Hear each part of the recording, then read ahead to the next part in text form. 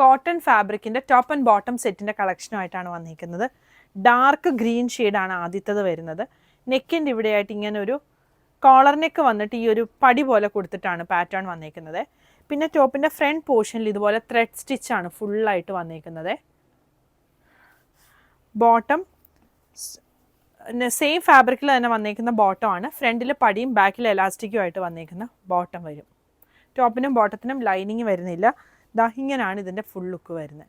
ടോപ്പിൻ്റെ ലെങ്ത്ത് ഒരു 47-48 വരുന്നുണ്ട്. ബോട്ടം ലെങ്ത്ത് 30-39 ആണ്. അതിൻ്റെ ഈ ഒരു മജന്ത ഷെയ്ഡും കൂടി അവൈലബിൾ ആണ്. സൈസ് 38 മുതൽ 46 വരെയാണ് അവൈലബിൾ ആയിട്ടുള്ളത്. പ്രൈസ് വരുന്നത് 1395.